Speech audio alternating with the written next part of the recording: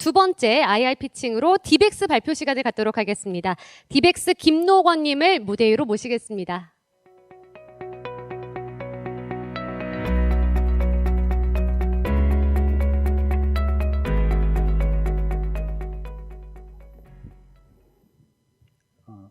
저는 디벡스의 대표이사 김노건이고요.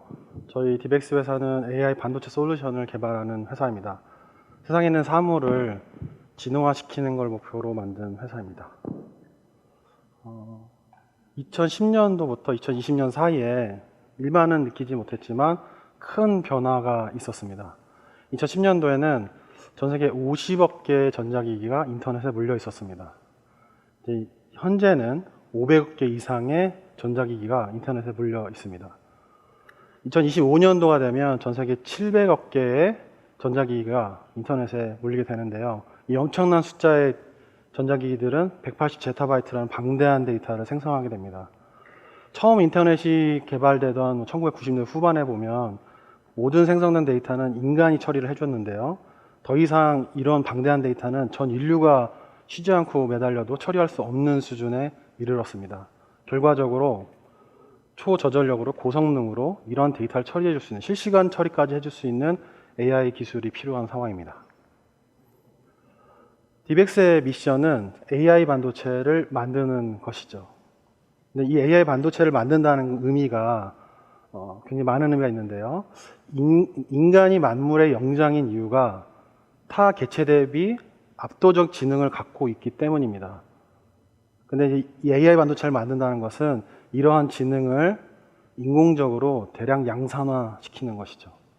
만약에 배터리로 동작되는 그 전자기기까지 AI를 구현해서 집적시킬 수 있다고 치면은 인류 개체수의 10배수에 해당하는 전자기기가 쉬지도 자지도 않고 인류 문명을 진등화시킬 것으로 생각합니다.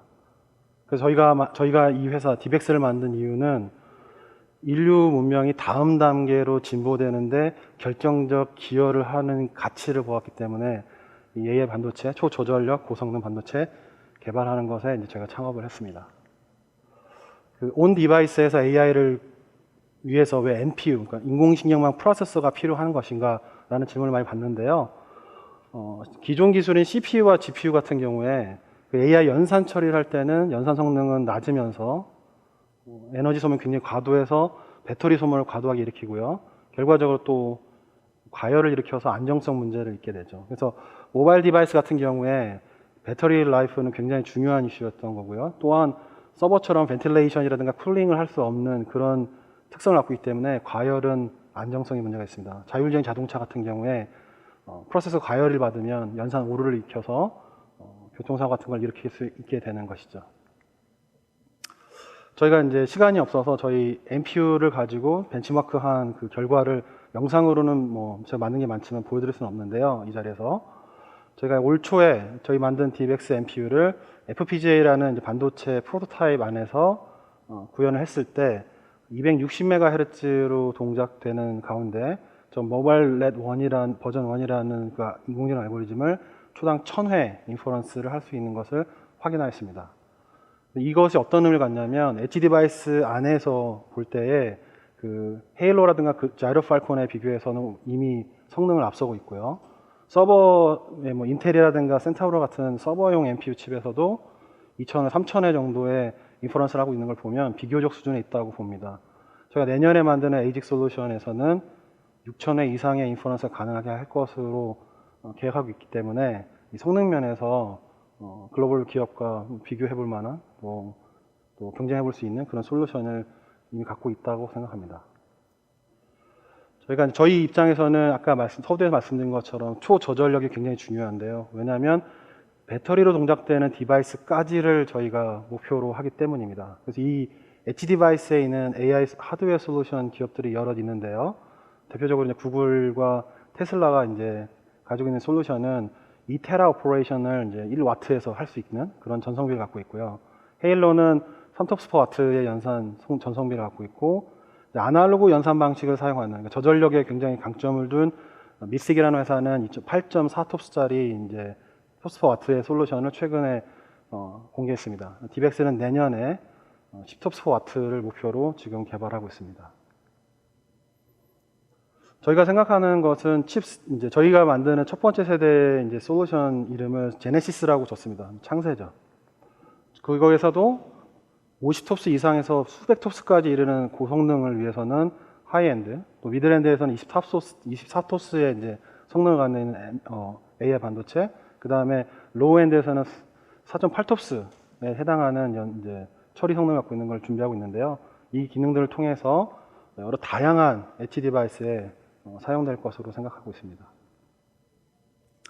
저희가 이렇게 하이엔드, 미드엔드, 로우엔드를 통해서 각 시장 분야를 저희가 이제 공략하려고 하는데요.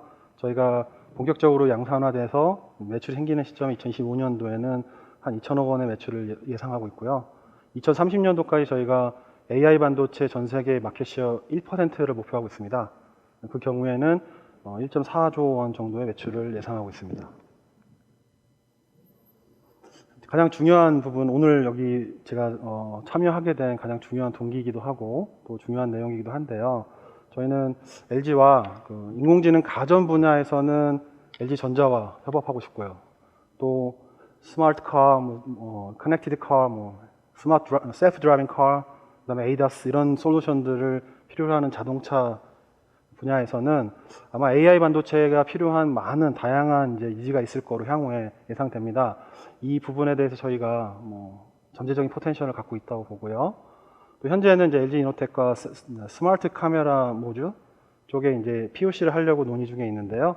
그 자그마한 카메라 모듈 안에 초저전력의 AI 반도체를 집어넣어서 솔루션을 만들려고 준비 중에 있습니다. 또 이 이외에도 아마 굉장히 많은 이제 분야에서 저희가 협업할 수 있다고 생각합니다. 근데 여기서 중요한 건 저희가 피력하고 싶은 부분은 이미 전 세계에 많은 솔루션 업체들이 존재하고 있고요. 스타트업도 있고 대기업도 있어서 많은 이제 경쟁자들이 이제 존재하고 있긴 한데 저희가 갖고 있는 이제 가치가 이제 LG한테는 어떤 것이냐? 첫 번째는 세계 최고 수준의 퀄리티를 갖고 올 수 있는 AI 반도체 제공업체이고, 두 번째는 AI만큼은 그 세트 제품을 만들 때 그 응용 특화라는 부분이 굉장히 중요합니다. 그러니까 세트 업체가 독자적인 AI 기능을 구현해서 제공하는 것으로 차별성을 갖는데요. 이 얘기가 뭘 의미하냐면 세트 업체와 AI 반도체 솔루션 업체의 긴밀한 협업 없이는 독자적인 이제 그 기능을 얻기가 어려운 것이죠. 근데 이제 국내에서 이 AI 반도체 솔루션을 응용 특화에 맞춰서 공급할 수 있는 독립된 조직으로서는 디벡스가 현재는 유일합니다. 그래서 이 부분에서 저희가 국내에서 기여하는 것도 아마 저희가 큰 가치고요. 그래서 응용 특화 부분에서 아마 긴밀한 협업은 양사가 다 필요한 거로 인식되고 있습니다. 이것을 제가 여기 이제 이 자리에 쓰게 됐고요. 향후로는 이 부분을 통해서 이 부분에 대해서 많은 기회를 제가 얻고자 희망합니다. 여기까지가 제 발표입니다. 감사합니다. 네, 고맙습니다. 발표 잘 들었습니다. 바로 이어서 Q&A를 진행하도록 하겠습니다. 편하게 질문해 주시면 되겠습니다. 네, 제 질문 먼저 드리겠습니다. 개인적으로 AI 반도체 쪽에 관심이 많아갖고 사실 재밌게 잘 들었고요. 그 말씀하신 것처럼 엣지단에서의 어떤 이 인프런스 수요는 저도 크게 폭발적으로 늘어날 거라고 보고 있고요. 그래서 또 다른 한편으로는 다양한 스타트업들이 아까 말씀하신 것처럼 많이 나오고 있습니다. 일단 기술적으로 아까 이제 벤치마크한 것만 좀 보여주셨는데 어떻게 설계적으로 다른 건지, 그러니까 기술적으로 어떤 차별이 있는 건지에 대한 설명이 좀 부족했던 것 같아요. 그래서 그 부분을 좀 설명을 객관적으로 좀 해주실 수 있으면 좋을 것 같습니다. 왜 엔비디아나 인텔 대비 훨씬 더 좋은 성능을 저전력에서 낼 수 있는지, 그 다음에 아날로그 컴퓨터 기반으로 낼 수 있는 비트 같은 회사보다 디지털 방식이실 텐데 어떻게 성능을 더 그렇게 많이 내면서 전력을 낮출 수 있는지, 이게 기본적인 원리라도 좋으니까 좀 궁금합니다. 그게 이제 이 사업화에 대한 현실성하고 이제 관련이 이제 있을 것 같아 갖고요. 굉장히 많은 배경 지식을 갖고 계셔서 아마 이 짧은 시간에 제가 대답을 원하는 만큼은 못 드립니다. 아마 1시간 이상 정도 필요할 내용인데요. 메시크 같은 경우에는 이제 아날로그 방식을 사용하다 보니까 중요한 거는 보여지지 않는 부분이 있죠. 그러니까 연산은 아날로그 방식으로 하니까 굉장히 이피션트한데 방대한 양의 ADC가 필요합니다. 이 사이즈가 굉장히 크거든요. 이걸 달고 해야 되기 때문에 어려운 점이 있고요. 두 번째는 아날로그 방식이기 때문에 오류, 오차 같은 게 존재하기 때문에 이걸 커버할 수 있는 어떤 학습 능력 같은, 그러니까 AI 인공지능 학습 기술이 좀 필요한 것이죠. 그러니까 저희는 사실은 미스과 같은 그 전성비를 갖는 게 저희 목표였고요. 그러나 그것만 가지면 우리는 압도적으로 다른 부분에서는 차별성을 갖게 된다, 이런 부분이었고, 나머지 이제 디지털 방식의 그 기술들과는 저희가 그들이 갖고 있는 어드밴티지를 그대로 갖고 있으면 전성비 하나에만으로도 넘사벽 차이를 낼 수 있다, 이렇게 보고 있는데요. 기술의 요체는 제가 옛날에 과거에는 애플에서 이제 그 AP를 설계했었습니다. 그러니까 이제 퀄컴보다 같은 공정, 뭐 TSMC 공정을 써도 4배의 전성비를 가졌거든요. 근데 같은 공장에서 나오는 이 AP 2개가 4배의 전력 성능비를 갖는다는 게 사실 쉽지 않은 수치잖아요. 단 한 가지 이노베이션 갖고는 이룰 수 없습니다. 저희가 지금 디벡스를 만들어 놓고 지금 특허를 60개까지 쓰고 있는데요. 최근 올해도 한 30개를 쓰고 있고, 그러니까 한 20가지, 30가지 도메인에서 기존 대비 20-30% 또는 2배, 3배의 효과를 낼 수 있는 부분들을 아이디어를 착안해서 개발하다 보니까 통합시켜 봤을 때에 그런 이제 차이를 얻게 됐다고 이해하시면 좋을 것 같습니다. 네. 이제 질문 한 가지만 덧붙여서 드리겠습니다. 어쨌든 이제 칩을 성공적으로 구우셔도 결국 이제 커머셜라이즈해서 사업을 하셔야 될 텐데, 소프트웨어 스택은 어떻게 그 준비를 하고 계신가요? 결국 소프트웨어 스택이 따라가야 이게 이제 칩이 어쨌든 이 상용화가 되고 많은 개발자들에 의해서 쓰일 텐데, 뭐 그런 역량이나 그런 준비는 어떨지 궁금합니다. 굉장히 좋은 질문이십니다. 아마 제가 봤을 때 저는 이 지금 보여드렸던 성능비나 이런 것들은 어떻게 보면은 근본적인 이제 가치인 거고요. 이게 익스펜저블 할 것 같으면은 이제 유저빌리티가 좋아야 되는데, 그건 바로 말씀하신 소프트웨어 디벨롭먼트 킷인데요. 저희 같은 경우에는 이제 텐서플로우하고 파이토치, 뭐 NXNet 이렇게 해서 여러 이제 AI 소프트웨어 플랫폼이 있습니다. 이 플랫폼으로부터 중간 단계에 이제 그래프 베이스의 어떤 그 표현식을 얻게 되고요. 이것을 저희 MPU가 이해할 수 있는 바이너리로 바꾸는 컴파일러를 개발하고 있습니다. 이미 저희 내부적으로는 공식 릴리즈를 하고 계속 버그 피치를 하고 있고요. 내년에 칩이 나오기 전에 일반에 공개되는 이제 릴리즈를 예정하고 있습니다.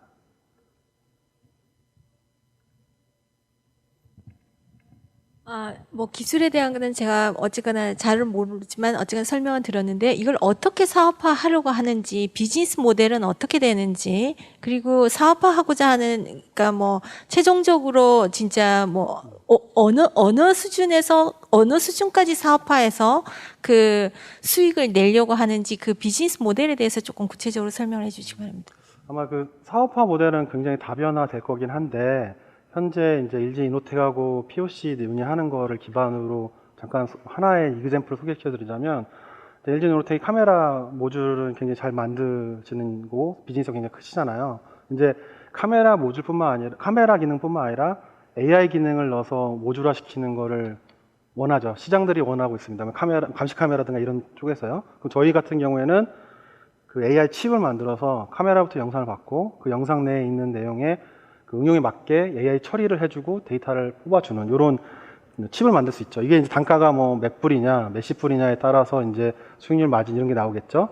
저희 같은 회사들은 이제 그런 칩을 만들어서 솔루션으로 이제 공급하면서 뭐 1년에 100만 개가 될 수 있고 1000만 개가 될 수 있어서 그렇게 이제 수익화가 되는 구조입니다. 네. 공장 만드시고 생산까지 다 하셔서 하실 계획입니까? 아니면 기술만 어떻게 보면 공급해서 하시겠는지, 그 전체적. 저희 회사 같은 형태를 패밀리스라고 말하고요. TSMC나 뭐 삼성이나 또 뭐 여러 글로벌 이런 회사를 통해서 제작하고, 패키지는 또 뭐 앙코나 이런 여러 회사들이 있고요. 테스트도 이미 서드 파티가 잘 돼 있는 그런 분야입니다. 그래서 저희는 설계도에 집중하는 그런 회사이죠. 네, 이제 시간 관계상 마지막 질문 받아보겠습니다. 지금 아까 LG랑 협력하시는 내용 중에 B2B 비즈니스 같은 경우는 대부분의 OEM들이 이미 검증된 칩, 아까 경쟁사들 뭐 구글 텐서 뭐 TPU부터 해서 쭉 그런 검증된 칩이 아니면 사실 저희도 사업하기가 되게 어려운 부분이 있고, 그러다 보면 B2C 영역에서 저희가 오너십을 발휘할 수 있는, 아까 가전 이런 쪽은 가능할 수도 있을 것 같긴 한데, 네. 사실 대부분의 기업들이 이미 내재화 활동들은 좀 하고는 있거든요. 그래서 그런 환경으로 봤을 때 스타트업이 이 일을 하기 굉장히 어려운, 여전히 저는 환경일 것 같은데, 이 부분을 어떤 생각으로 좀 뚫고 가려고 하는지, 사실 제가 보기에 이렇게 쉬운 일이 아닌 것 같아서 그런 그 의견 이런 것들 좀 듣고 싶습니다. 네, 굉장히 좋은 또 질문이신데요. 간단하게 말씀드리면 LG 그룹이 갖고 있는 AI 반도체에 대한 모든 니즈는 내부에서 해결할 수 없다로 일단 가장 쉽게 결결되고요. 그러나 또 과거에 저희 나라 같은 경우는 CPU, GPU 기술 다 종속돼서 로열티 엄청나게 내고 또 몇 세대 지난 기술 받아다 쓰는 그런 이제 현실이었는데요. 그걸 계속할 수도 없는 것이고, 그 다음에 또 대범위, 큰 사이즈의 어떤 비즈니스 같은 경우는 사실은 원벤더로 갈 수 없습니다. 모든 셋업체들이 최소한 2에 3벤더를 가잖아요. 근데 그 안에서도 또 새로운 어떤 이제 제품을 위해서는 뭐 국내에 있는 기업한테도 기회를 주는 등 이런 이유가 있잖아요. 근데 AI 반도체의 수요는 있는데 공급자가 모자라는 상황이 올 때에 저희가 기회를 맞는다고 생각합니다. 네, 답변 고맙습니다. 이것으로 Q&A 세션을 마치도록 하겠습니다. 고맙습니다.